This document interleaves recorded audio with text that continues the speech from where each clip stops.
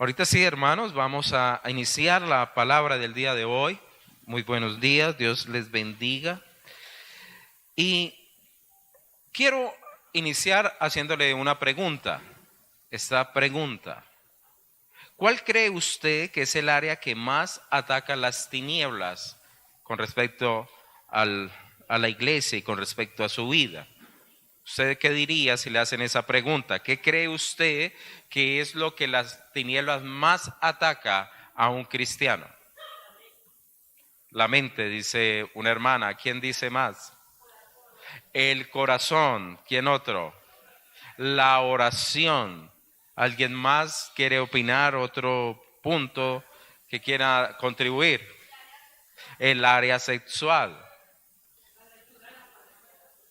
¿La qué? La lectura de la palabra también ataca al enemigo. Y creo que una de las que es más constante es la oración.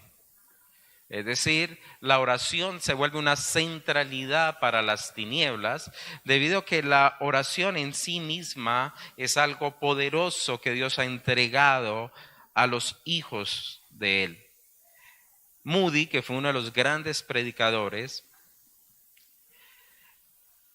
de siglos pasados, él dijo lo siguiente: Jesús no les enseñó a sus discípulos, hace más de 2 siglos, no les enseñó a sus discípulos a predicar, pero sí a orar.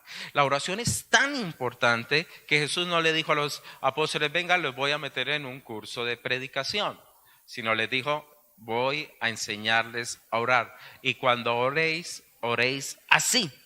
Entonces la oración es importante y trascendental para todos los cristianos. No todos van a ser personas que van a predicar, pero todos sí debemos ser hombres y mujeres de oración.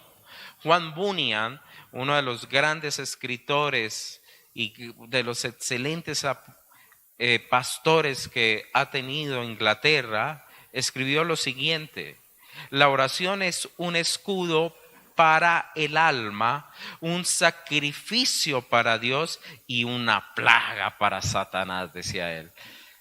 La oración sí que sacude al reino de las tinieblas.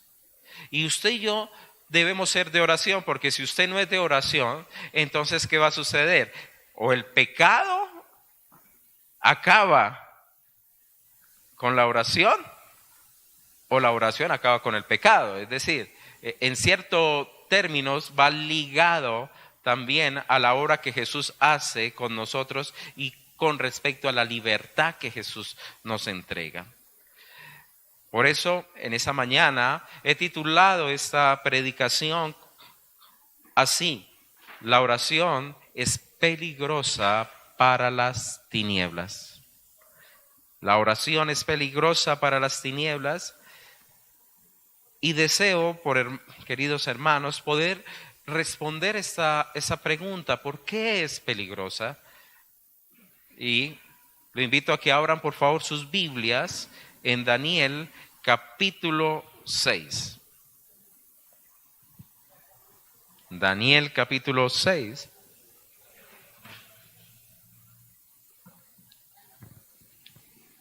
Mientras que ustedes la buscan, recordemos que hace 8 días hablamos del Mene, Mene, Tekel, Uparsin, que escrito está, que ha sido contado, ha sido pesado, ha sido hallado falto, ha sido entonces en cierta manera roto o digamos quebrantado.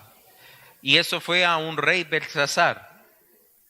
Recuerde que Belsasar, esa misma noche la palabra se cumple y Darío toma entonces el reinado sobre Babilonia. ¿Estamos todos? Daniel capítulo 6. Versículo 1 dice la palabra: pareció bien a Darío constituir sobre el reino 120 sátrapas que gobernasen en todo el reino. Y sobre ellos 3 gobernadores, de los cuales Daniel era uno, y a quienes estos sátrapas diesen cuenta para que el rey no fuese perjudicado. Pero Daniel mismo era superior a estos sátrapas y gobernadores, porque había en él un espíritu superior. Y el rey pensó en ponerlo sobre todo el reino. Entonces los gobernadores y sátrapas buscaban ocasión para acusar a Daniel en lo relacionado al reino, mas no podían hacer ocasión alguna o falta, porque él era fiel y ningún vicio ni falta fue hallado en él. Entonces dijeron aquellos hombres: no hallaremos contra este Daniel ocasión alguna para acusarle, sino la hallamos contra él en relación con la ley de su Dios. Entonces esos gobernadores y sátrapas se juntaron delante del rey y le dijeron así: Rey Darío, para siempre vive. Todos los gobernadores del reino, magistrados, sátrapas, príncipes y capitanes han acordado por consejo que promulgues un edicto real y lo confirmes, que cualquiera que en el espacio de 30 días demande petición de cualquier dios u hombre fuera de ti, oh rey, sea echado en el foso de los leones. Ahora, oh rey, confirma el edicto y fírmalo para que no pueda ser revocado conforme a la ley de Media y de Persia, la cual no puede ser abrogada. Firmó pues el rey Darío el edicto y la prohibición. Cuando Daniel supo que el edicto había sido firmado, entró en su casa y, abierto las ventanas de su cámara que da hacia Jerusalén, se arrodillaba 3 veces al día y oraba y daba gracias delante de su Dios, como lo solía hacer antes. Entonces se juntaron aquellos hombres y hallaron a Daniel orando y rogando en presencia de su Dios. Fueron ante el rey y le hablaron del edicto real. ¿No has confirmado edicto que cualquiera que en el espacio de 30 días pida a cualquier dios o hombre fuera de ti, oh rey, sea echado en el foso de los leones? Respondió el rey diciendo: verdad es, conforme a la ley de Media y de Persia, la cual no puede ser abrogada. Entonces respondieron y dijeron delante del rey: Daniel, que es hijo de los cautivos de Judá, no te respeta a ti, oh rey, ni acata el edicto que confirmaste, sino que 3 veces al día hace su petición. Dejémoslo hasta ahora, hasta ahí. Aquí vemos un Daniel que, por ser una persona con un espíritu superior, había alcanzado a estar dentro de los 3 gobernantes que tenían bajo su autoridad 120 sátrapas. Miremos, más o menos podría ser, si fuera equitativo, 40 sátrapas por cada uno de los gobernadores.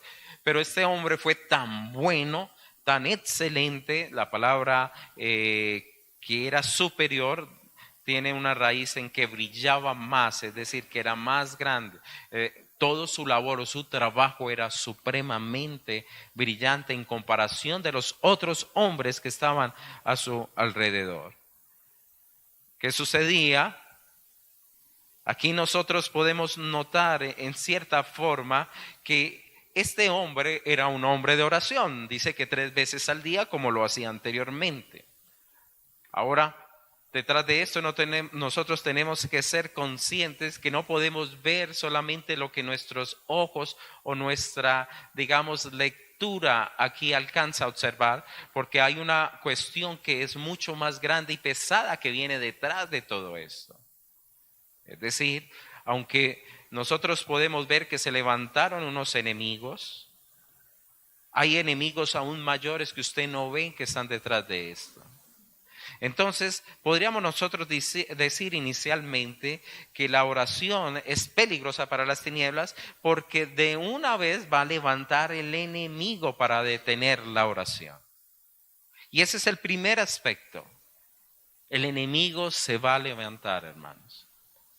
Ahora, usted lo puede observar que estos sátrapas, magistrados y todos los demás personajes sintieron un celo sobre David, debido a que aún el rey pensó en ponerlo como el primer ministro. Es decir, como alguien que gobernaría todo esto, y ellos se dirían, pero si es un cautivo, más o menos Daniel está alrededor de unos 70 a 80 años, otros autores hablan que está ya tocando los 90 años de edad. Este hombre entonces se ganó una buena reputación, ¿debido a qué? A que era alguien que estaba velando para que no fuese perjudicado el mismo Darío que estaba allí sobre el reino. Es decir, era un personaje que no era ni ladrón, no era deshonesto, ni era mentiroso, ni era enemigo. Por lo cual los mismos sátrapas decían entre ellos mismos, no le vamos a poder hallar a este hombre ninguna falta, porque no le pega mordida, no cobra el 10%, no maquila por allá. Entonces, no podemos, no se queda con la plata del tesoro del pueblo y etcétera. Ojalá tuviéramos políticos de esa índole, ¿cierto? Pero, ¿qué sucede? Este hombre entonces fue realmente una piedra de tropiezo para estos personajes.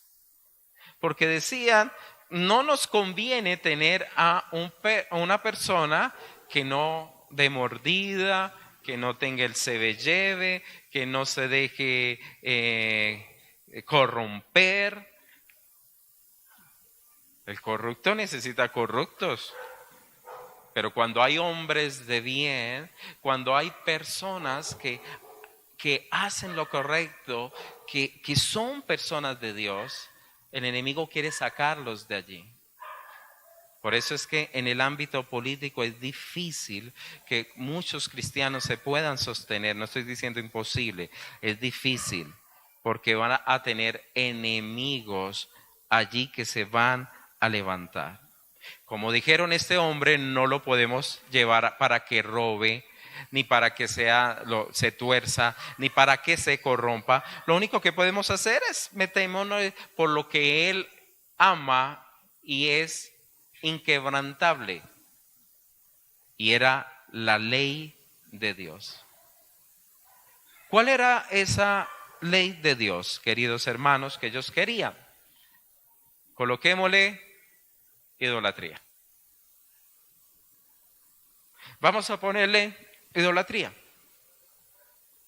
Que él no busque a su Dios.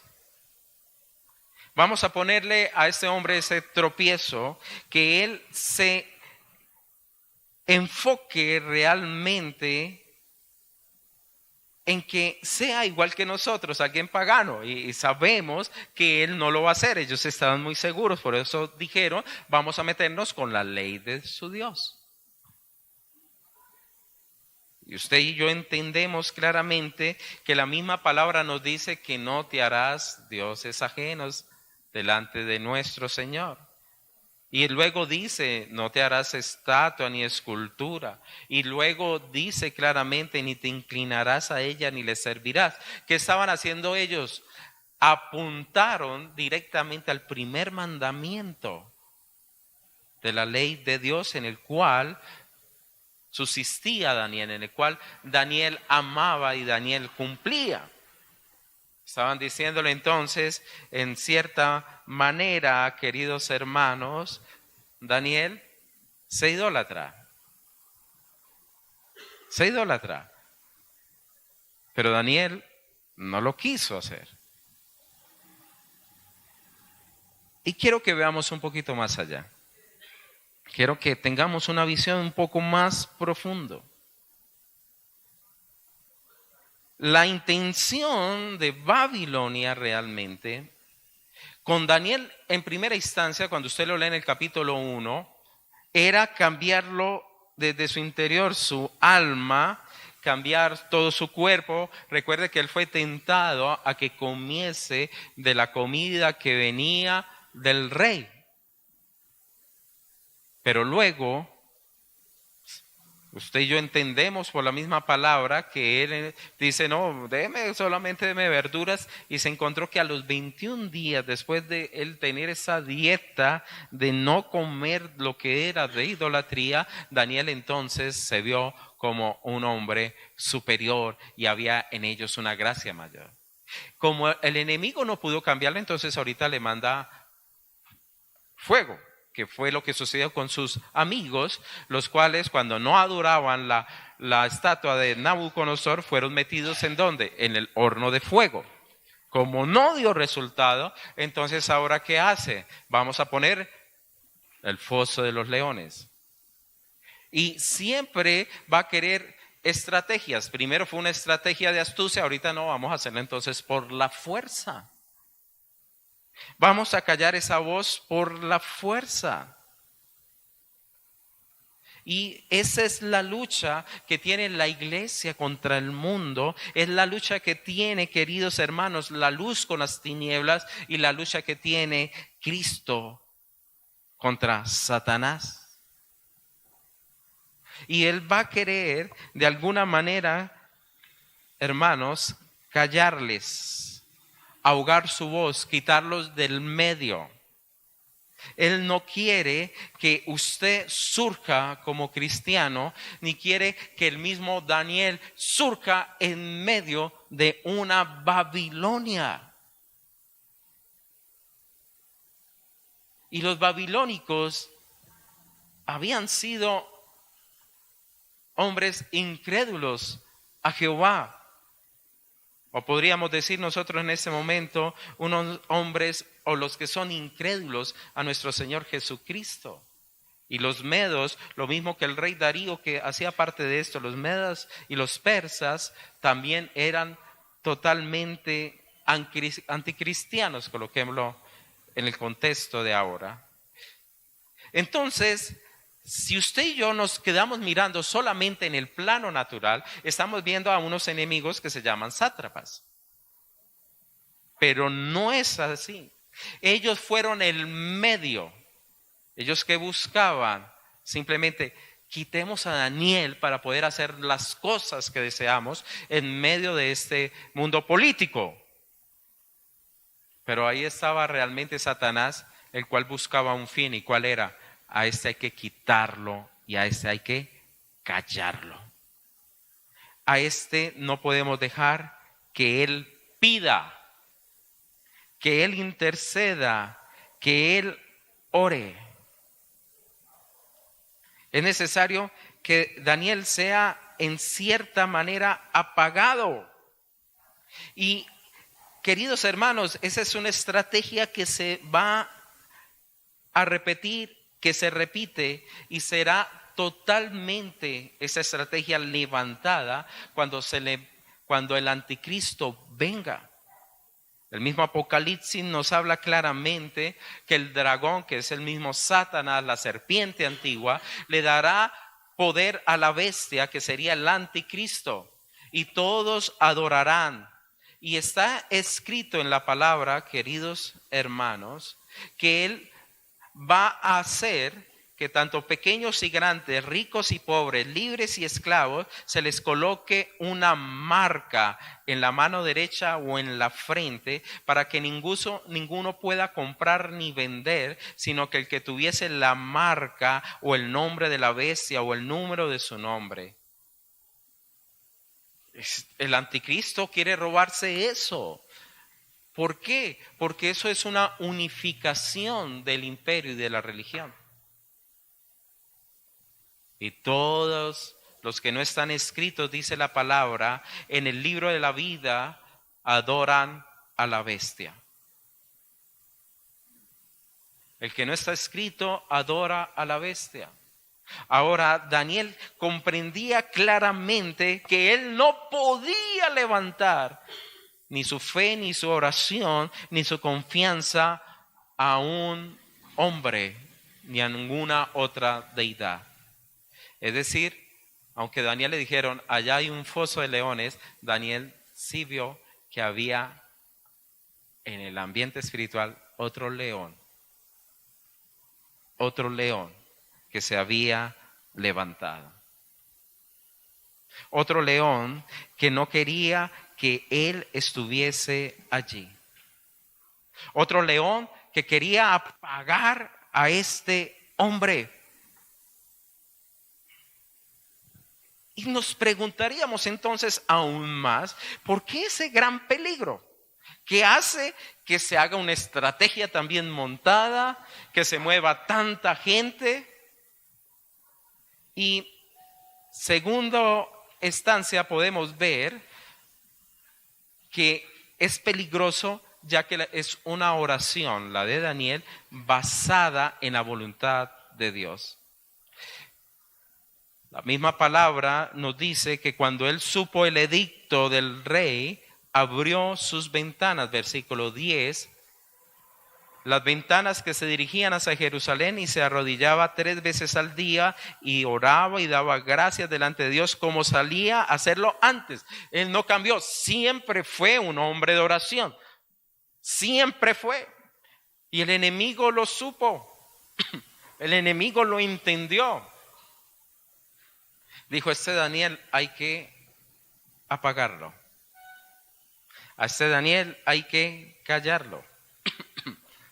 Le pregunto, nos preguntaríamos otra vez, ¿por qué?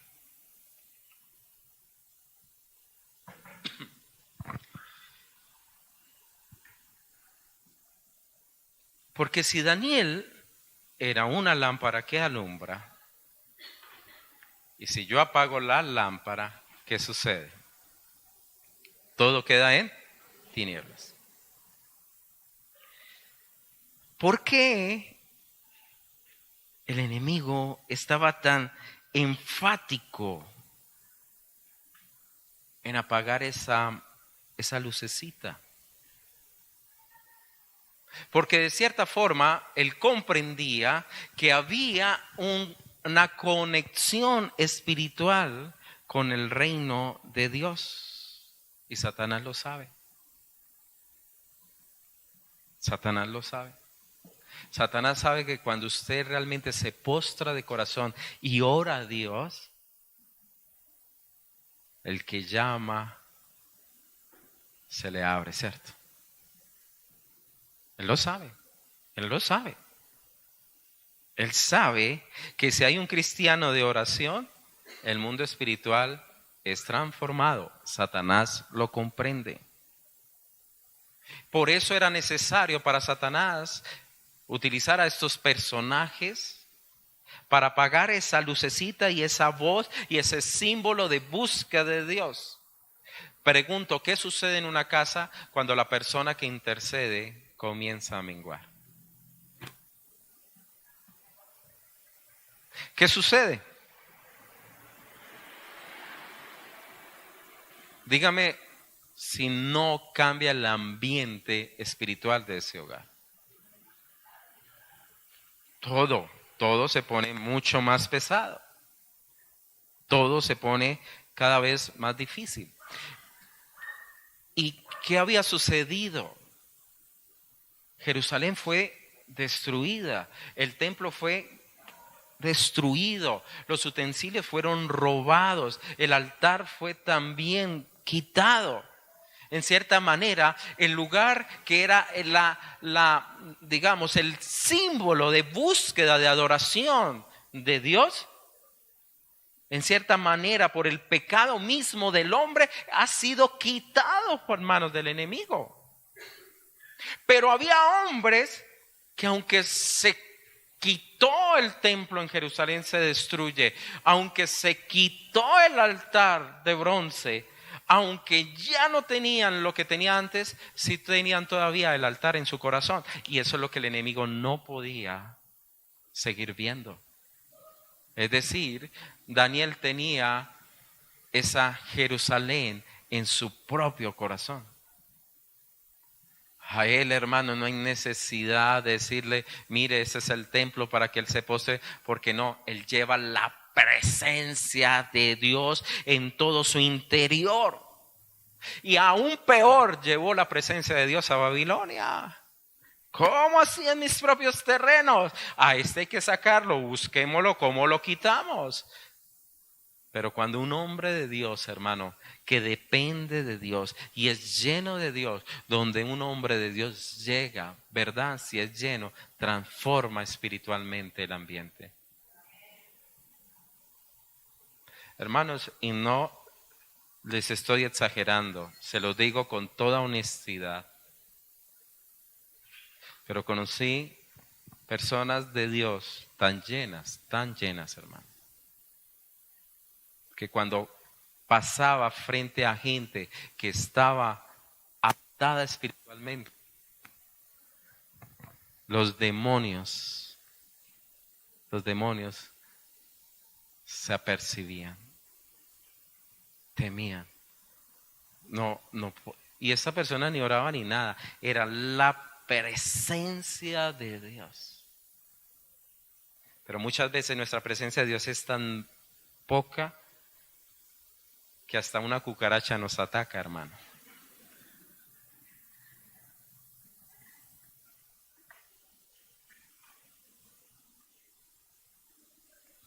No le vemos la importancia a ello. ¿Qué quería él? Que se cerraran las ventanas de Daniel. ¿Y qué hizo Daniel? Abrió las ventanas que apuntaban ¿hacia dónde? Hacia Jerusalén. Ahorita no estoy diciendo, hermano, usted apóstrese hacia Jerusalén. Porque no todos con la brújula, ¿dónde es que estoy? No. El significado aquí era que desde que existiera esa intercesión, de que existiera esos hombres de Dios, Israel tendría futuro. Escúcheme bien. Desde que estén esos hombres y mujeres de Dios que interceden realmente de corazón, ese hogar o esa vida, o por qué no hasta una misma nación, pueda tener esperanza. Pueda tener esperanza. Bueno, hay otro predicador ahí que está hablando. Entonces, ese es una forma de no acelerar, no permitir que ese futuro se llegue tan rápido. Porque tras de esto, queridos hermanos, se iba a levantar otro éxodo. O sea, que usted recuerda que el mismo faraón no quiso dejar ir a Egipto, de Egipto al pueblo de Israel, no quiso. Y el enemigo no quería que se completaran los tiempos del cumplimiento para que se volviese otra vez el pueblo judío a Israel o a Jerusalén. Él no quería otro éxodo. Ni el enemigo va a querer que su vida cambie y que usted entre en una nueva libertad. Él no va a querer. ¿Y qué va a hacer? Le va a pagar la oración. Y si usted no ora, preocúpese, por favor. Daniel entendía claramente que él podía depender de la misericordia de Dios, que él podía solicitarle a Dios que tuviese paciencia y que sus promesas volviesen de nuevo hacia el pueblo. Él no dejó que las ventanas se cerrasen, hermanos. Porque si cierra esa ventana, cerramos las puertas de arriba. Cuidado con eso. Cuidado. Usted puede observar que los mayores avivamientos y transformaciones de la iglesia protestante en el mundo fue dado a través de la oración. Fue solo con la oración y la intercesión. No fue el producto de las grandes predicaciones, no, hermano. Fue un producto de la oración que llevó a que las predicaciones cumpliesen el propósito. Si usted no ora,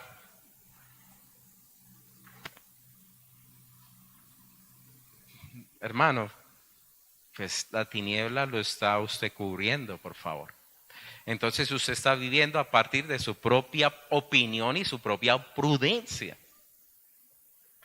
La oración para un verdadero cristiano es como quitarle la respiración. Ahora, si usted no ora, es porque está muerto, que no respira. No entendemos esta dimensión. No comprendemos que la oración nos hace conscientes de estar vivos. La palabra nos dice: orad sin cesar, dad gracias a Dios en todo, porque esta es la voluntad de Dios para con vosotros en Cristo Jesús. Orad en todo, oremos, avivemos nuestras vidas, avivemos nuestros hogares. Que Dios nos ayude, hermanos, a quitar la dureza de nuestro corazón, la testarudez de nuestras cabezas, que no le vemos la dimensión ni la importancia a la oración, porque no somos espirituales, sino mera chuleta, pura carne nomás. Pero un hombre y una mujer que es espiritual es fuerte en la oración y gana las batallas en la oración y ve la transformación en la oración. El mismo Señor nos invita, y eso fue una palabra que tuvo Daniel, porque él sí conoció los escritos de David. Y los escritos de David nos enseñan a nosotros a buscarle en gran manera. Vamos a mirar el Salmo 55, versículos 16 y 19 de este Salmo. Aquí David estaba pidiendo que Dios le ayudara y destruyese a sus enemigos. 55, 16. Salmo 55, 16, si existe. Van hasta el 150. Dice el versículo 16: en cuanto a mí, a Dios clamaré, y Jehová me salvará. Tarde y mañana y mediodía oraré y clamaré. ¿Usted cómo comienza su día, hermano?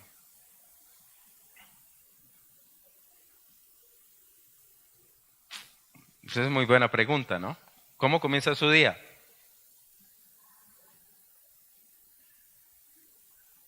¿Cómo termina su día?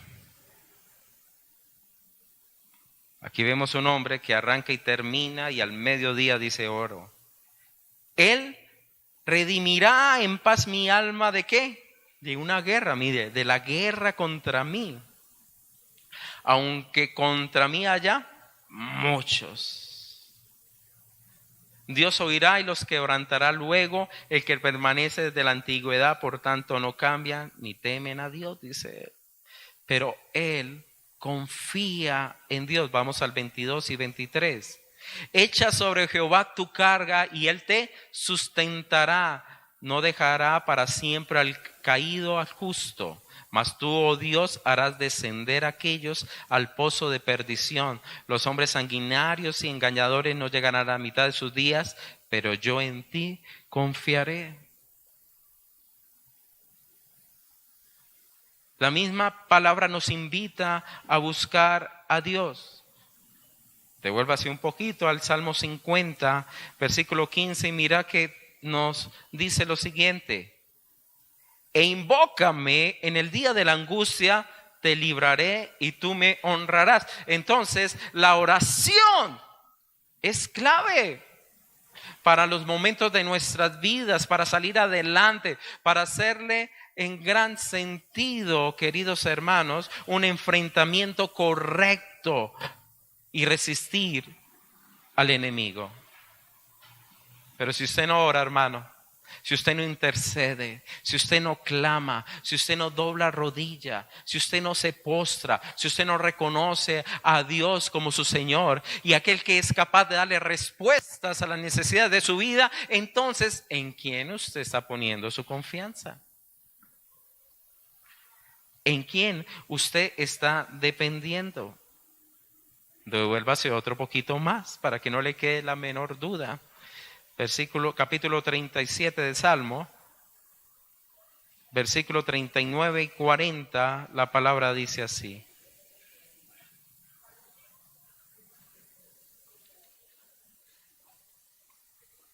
(37:49) dice así: pero la salvación de los justos es ¿de quién? De Jehová. Y Él es su fortaleza en el tiempo de angustia. Jehová los ayudará y los librará, los libertará de los impíos y los salvará por cuanto en Él esperaron. Y usted va a encontrar muchos más versículos de una realidad. El ángel de Jehová acampa alrededor de aquellos que temen y aman al Señor. Muchas son las aflicciones del justo, pero de todas el Señor les va a librar. Entonces, ¿puede usted entender, queridos hermanos, que esto fue un ataque literal? No tanto por un cargo público, sino fue un ataque literal para que el reino de los cielos no prospere. Yo quisiera preguntarle a usted, ¿cómo se encuentra? Y si está pasándose por momentos difíciles y su oración se menguó y su fe, entonces la estrategia del enemigo ha funcionado contra usted. Ha apagado la llama. Ha apagado el cordón que lo conecta a usted con el Señor. ¿Recuerdan cuando éramos niños, hace mucho tiempo, que jugábamos al teléfono con 2 vasos y una piola que amarrábamos? Y para uno era sorprendente porque por allá bien lejos y el otro allá entendía. Me acuerdo cuando nos llevaban a la finca de vacaciones, tiempos hermosos, donde no había energía, eso era punta de vela. Entonces a las 6 a dormir. Y imagínense esa gallada, primos, hermanos. Entonces para que pudieran dormir todos nos separaban. Unos allí en este cuarto y los otros bien lejos. Pero sabíamos el truco del vasito y la piola. Y tirábamos la piola sin que la vieran. Y nos hablábamos allá. ¿Qué están haciendo? Nada. Y ustedes tampoco. Ay, qué aburrimiento, sí. Y al último nos la pasamos así. Y después el otro diga un chiste y el otro. Y eso, recállense, ¿qué están haciendo? Y apenas llegaban. La oración es eso. Nos conecta con el reino de los cielos. Pero Satanás llega y corta la piolita. ¿Con qué?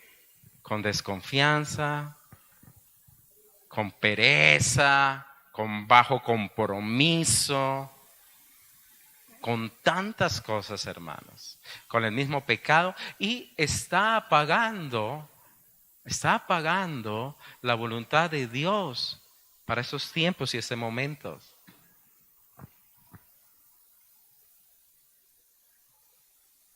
¿Por qué es tan peligroso, queridos hermanos? Y podríamos decir, porque la oración trae victoria. Por eso Satanás le teme, hermano, a la oración. Le teme. Le teme, por favor, créalo. Le teme a la oración. le teme. ¿Se acuerda que Jesús le dijo a sus discípulos, este género no sale sino con oración y ayuno? Le teme a la oración. ¿Y qué sucedió, queridos hermanos? Es tan especial la palabra que dice el versículo 14 en adelante, que cuando el rey supo que era Daniel la persona que incumplió el edicto, dice, le pesó en gran manera y resolvió librar a Daniel. Hasta la puesta del sol trabajó para librarle. Pero que le decía, no se puede porque usted firmó un edicto el cual no puede ser abrogado. Y dice la palabra luego, versículo 17 o el 16, que trajeron a Daniel y lo echaron en el foso de los leones, y el rey dijo a Daniel, mire lo que dijo el rey, el Dios tuyo a quien tú continuamente sirves, Él te libre. No está diciendo el Dios tuyo al que usted por ahí se pone de acuerdo, como el que usted alguna vez está con él metido. No, continuamente significa el Dios al cual tú sirves con fidelidad. Él te libre. Ese hombre, lo único que le quedó a este rey que se equivocó porque fue atrapado por su propio ego, él en cierta manera apreciaba a Daniel. Y él se preocupó. Lo único que le pudo decir a él, esto solamente está en manos de Dios. El Dios a quien tú sirves con fidelidad, Él te libre. Y le colocaron una piedra en el foso, lo sellaron para que no se alterase lo que había sucedido con Daniel. Versículo 17, el hombre Darío, este rey, vuelve a su palacio, dice la palabra, acostó ayuno, es decir, no cenó, ni instrumentos de música fueron traídos delante de él y se le fue el sueño, entró en una gran preocupación. Luego dice que se levanta de mañana, fue apresurado al foso de los leones y acercándose con una voz triste dijo, Daniel, siervo del Dios viviente, el Dios tuyo a quien tú continuamente sirves, ¿te ha podido librar de los leones? Entonces Daniel respondió al rey, oh rey, vive para siempre. Mi Dios envió su ángel, el cual cerró la boca de los leones para que no hiciesen daño, porque ante ti fui hallado inocente y aún delante de ti, oh rey, yo no he hecho nada malo. Entonces se alegró el rey en gran manera a causa de él y mandó a sacar a Daniel del foso, y Daniel sacado del foso y ninguna lesión se halló en él porque había confiado en su Dios. No nos muestra la preocupación de Daniel, la palabra. Sí observó usted que mostró la preocupación y la angustia del mismo rey Darío.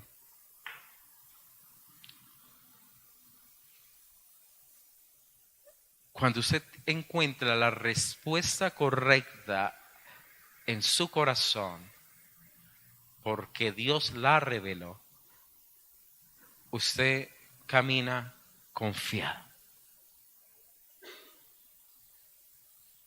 Usted camina confiado.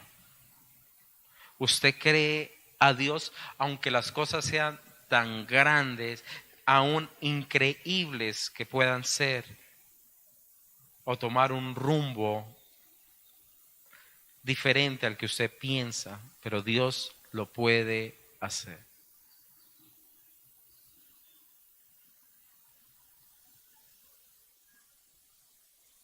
Dios es nuestro amparo y fortaleza, nuestro pronto auxilio en las tribulaciones. Por tanto, no temeremos aunque la tierra sea removida y se traspasen los montes al corazón del mar. Dios quiere eso para nosotros. Ahora somos humanos, vamos a tener temores, tristezas, angustia, pero cuando usted se mete en oración, hermanos, usted va a ser fortalecido de tal manera que usted va a tener claridad en lo que va por venir por Dios. Daniel conocía a Dios. Daniel entendía a Dios. Y hermanos, el mismo Daniel le dice a él claramente, mi Dios envió su ángel. Y no solamente a ustedes, reino se me olvidó, los medos y persas, sino también él envió el ángel en Nabucodonosor.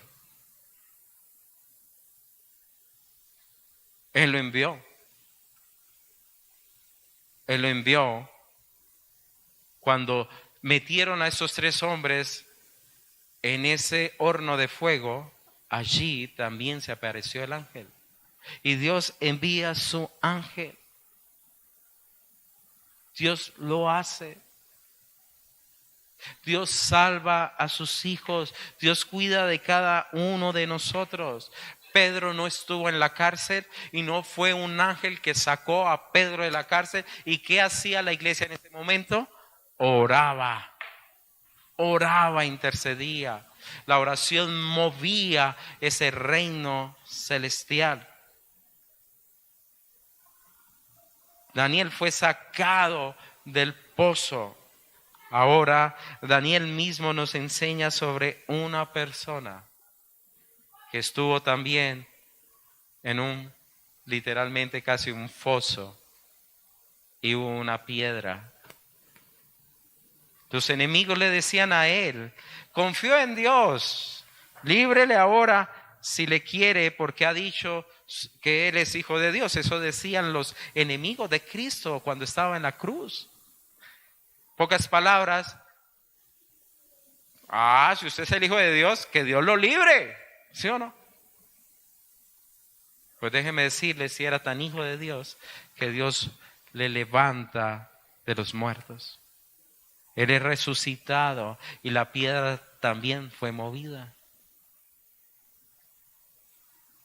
Y eso nos enseña una realidad.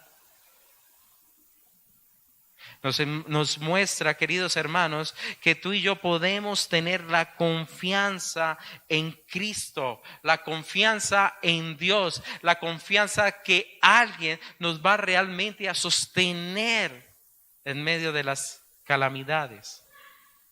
Pero aún también la confianza de que usted y yo no estamos hechos para estar eternamente en un foso. ¿Qué sucedió? El rey mandó a que esas personas que habían acusado a Daniel fueran echadas en el foso. ¿Y qué sucedió? Dice que cuando cayeron le quebraron todos los huesos. Y no solamente fueron ellos, sus hijos y sus esposas. Y es verdad. Esto es una realidad. ¿Cuánta gente que se levanta contra Dios no arrastra su propia familia a la muerte? Su propia familia a la muerte. Y eso es una realidad de lo que significa el infierno.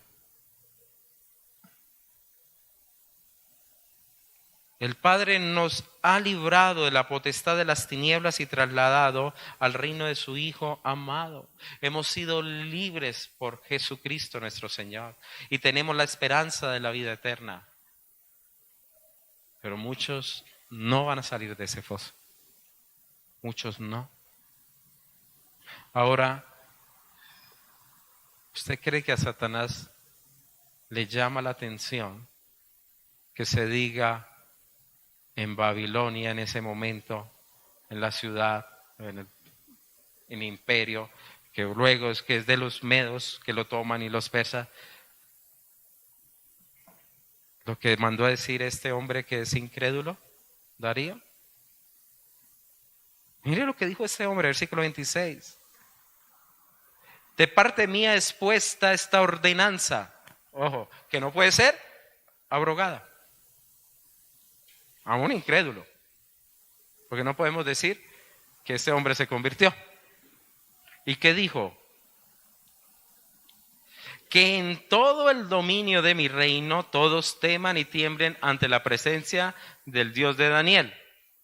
porque Él es Dios viviente y permanece por los siglos de los siglos, y su reino no será jamás destruido, y su dominio perdurará hasta el fin. Él salva y libra y hace señales y maravillas en el cielo y en la tierra. Él ha librado a Daniel del poder de los leones. ¿Usted quiere que se diga en Colombia, cree en Cristo para que vivas eternamente? No, no quiere.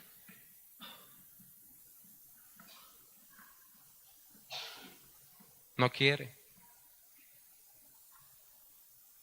Nosotros tenemos que doblar rodillas por nuestra nación.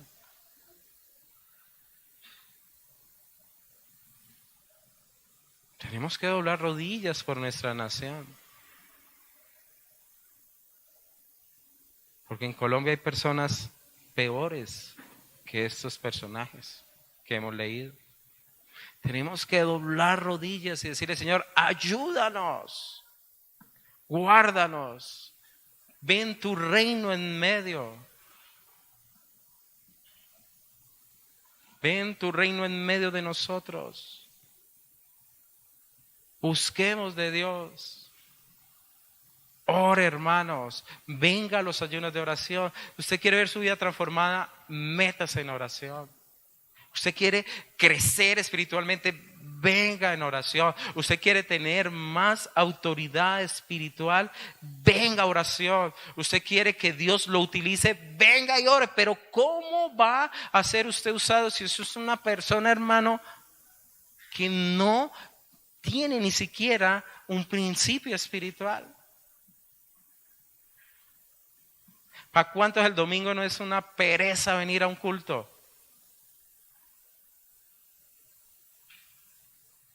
¿Para cuántos el domingo no les gana la misma carne?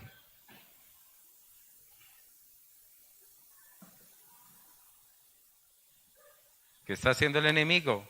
Yo le voy a quitar su Jerusalén. Le va a quitar su lugar de adoración. ¿Para qué? Para que siga siendo un esclavo lo más de bonito y bello.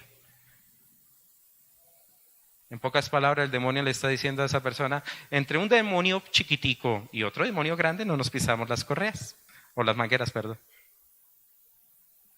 Porque a lo último que está sirviendo esa persona, al reino de las tinieblas. Y lo invito en su casa, solamente le nombro esto y termino. Lo voy solamente a leer. Vaya al capítulo 9. Y mire lo que dice el primer versículo de Daniel. En el año primero de Darío, hijo de Asuero, de la nación de los Medos, que vino a ser rey del reino de los caldeos. ¿Cuándo fue esto? El primer año. ¿Cuándo cree usted que sucedió lo que nosotros estamos leyendo? Leamos el versículo. Si usted lee el 5:31, dice que Darío tomó el reino siendo de 62 años. Es decir, muere Belsasar, Darío tomó el reino y todo eso es como dentro de esos tiempos. Es decir, fueron tiempos muy cercanos. En el año primero de su reinado, yo, Daniel, miré atentamente en los libros el número de los años que habló Jehová al profeta Jeremías, que había de cumplir las desolaciones de Jerusalén en 60 años. Y volví mi rostro a Dios el Señor, buscando en la oración, en ruego, en ayuno, silicio y ceniza. Y oré a Jehová mi Dios e hice confesión diciendo, ahora, Señor Dios grande, digno de ser temido. Por favor, esta es una de las oraciones más profundas dentro de la Biblia. Y él comienza a confesar el pecado. Versículo 1, hemos pecado, hemos cometido iniquidad, hemos hecho impíamente, hemos sido rebeldes, nos hemos apartado de tus mandamientos y de tus ordenanzas, no hemos obedecido, por eso nos ha venido todo esto. Versículo 9, oh, de Jehová nuestro Dios es tener misericordia y al perdonar, aunque contra él nos hemos rebelado. Y comienza él a pedirle el Señor el favor. 13, como está escrito en la ley de Moisés, todo este mal vino sobre nosotros y no hemos implorado el favor de Jehová nuestro Dios para convertirnos de nuestras maldades y entender tu verdad. Por tanto, Jehová veló sobre el mal y él sigue orando y sigue intercediendo. Versículo 19, oh Señor, perdona, presta oído, Señor, y hazlo, no tardes por amor de ti mismo, Dios mío, porque tu nombre es invocado sobre tu ciudad y sobre tu pueblo, un hombre que creía en la misericordia de Dios. Satanás no quiere eso. Satanás no quiere. ¿Y qué sucede? Aún estaba hablando, versículo 20, confesando mi pecado, el de Israel, y derramaba mi ruego delante de Jehová mi Dios por el monte santo de mi Dios. Aún estaba hablando en oración cuando el varón Gabriel, a quien había visto en la visión al principio volando con presteza, vino a mí a la hora del sacrificio de la tarde y me hizo entender y habló conmigo diciendo: Daniel, he salido para darte sabiduría y entendimiento. Al principio de tu ruego fue dada la orden y yo he venido para enseñártela porque tú eres muy amado. Entiende pues la orden y entiende la visión, y comienza a decirle lo que se va a venir en los tiempos futuros. ¿Y de quién le habló? Mire el versículo 26. Y 60 semanas y 2 semanas se quitará la vida al Mesías. ¿De quién le comenzó a revelar? A Cristo. Tengo tiempo para profundizar en ello, pero hermanos, eso es lo que el enemigo quiere: callarle a usted para que no venga la revelación de Dios y los planes de Dios, para que usted lo pueda decir a muchos. Callarlo a usted es la estrategia de Satanás. ¿Qué pasa si le quitan la oración a usted? ¿Seguiría usted? No, pues sigo igual porque pues, así soy. ¿Qué pasa si el enemigo ataca a una familia y la calla, hermanos? Por favor, ¿qué pasa? ¿Qué pasa si la iglesia deja de interceder y de orar? ¿Qué pasa si usted no sigue, hermano, viniendo, esforzándose a interceder? Y le digo una cosa: cuando uno ya observa todo eso, puede decir que el espíritu superior de Daniel era porque era un personaje con mucha relación con Dios, al Dios al que continuamente tú sirves. Mi hermano, ¿cómo está en oración? Yo le invito que por favor se esfuerce. Lo invito a que usted tenga un altar en su propia vida. Lo invito a que saque tiempo en las noches. Lo invito a que ore con su esposa, con su esposo. Lo invito a que oren, que busquen. ¿Cómo vamos a quebrantar, hermanos, el reino de las tinieblas si no comenzamos pidiendo nosotros perdón a Dios? Por ahí es que se inicia. ¿Cómo vamos a hacerlo? ¿Cómo vamos a traer un avivamiento para estos tiempos si ni siquiera clamamos por ello, si no pedimos por ello?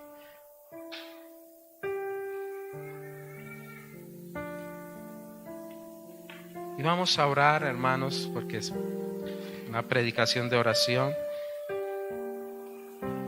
Y apenas terminemos, por favor, los padres están invitados a la escuela dominical.